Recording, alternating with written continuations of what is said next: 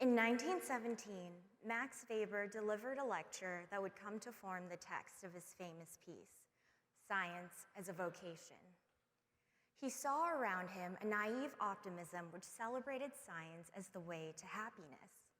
But he followed Tolstoy in musing that science is meaningless because it gives no answer to the only question important for us. What shall we do and how shall we live? A century later, our culture now welcomes and demands that science, technology, and medicine inform the tasks of living well and being happy. As if answering Weber and Tolstoy, research-based well-being has become aspirational, ostentatious, and imperative. Such practices pervade workplaces like Silicon Valley offices of recent decades, where the care and monitoring of workers meld to create a new vision of the happy modern employee.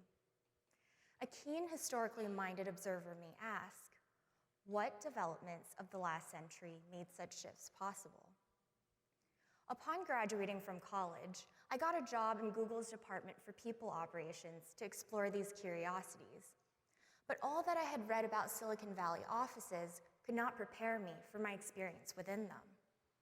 Wi-Fi equipped shuttles from home, massage parlors, nap pods, fitness classes, food always within 200 feet, and so many meditation programs. All free, of course. Silicon Valley in those days was the mecca of this brand of corporate wellness, but its influence is now commonplace and even farcical.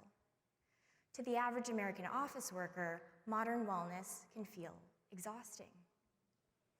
As a PhD candidate in the history of science at Harvard, I've conducted research at 24 archives across the country to investigate, how did we get here? To trace the roots of modern wellness, I had to track its opposite, what some Americans 100 years ago called industrial fatigue. It was a time when legislators, industrialists, reformers, and indeed the entire country were concerned with the labor problem.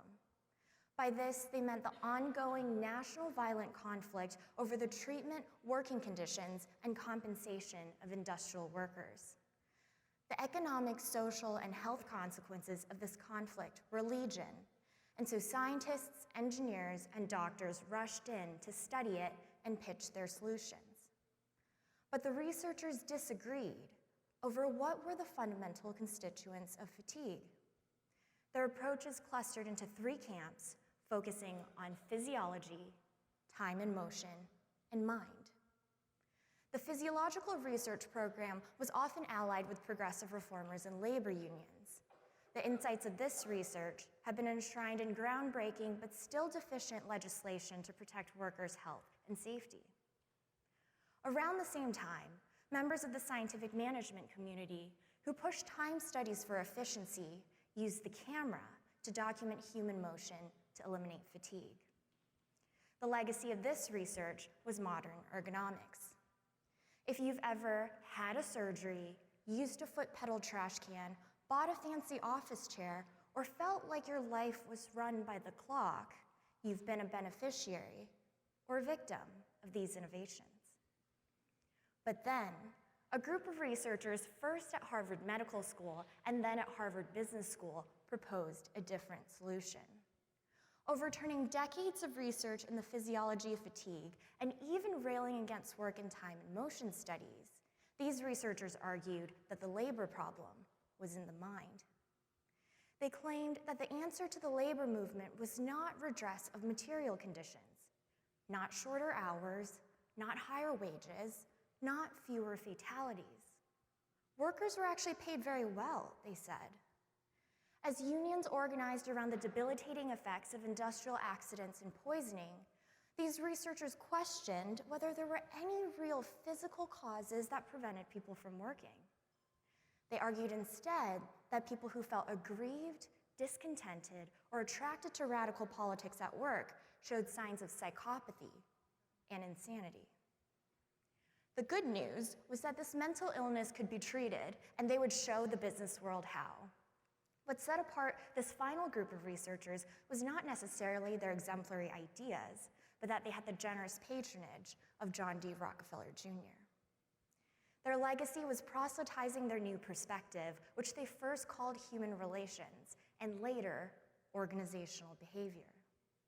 They argued that for decades, management had failed to ask workers the most important questions about work, which were, do you feel satisfied and fulfilled in your job? Do you feel that you belong at work? And above all, do you know that you're beloved by your boss? As they shared with the world, the thing about managing human workers, which was different from operating machines, is that humans had these things called minds. Learn to harness that, and you can truly make labor work for you. My dissertation and book in progress chronicles how these three groups of researchers championed their new approaches, negotiated with their wealthy donors, sought the cooperation of the workers they studied, and participated in movements for eugenics and fascism. The views that won out during this historical contest now govern all of our experiences with work. In closing, I just wanted to ask, are you well?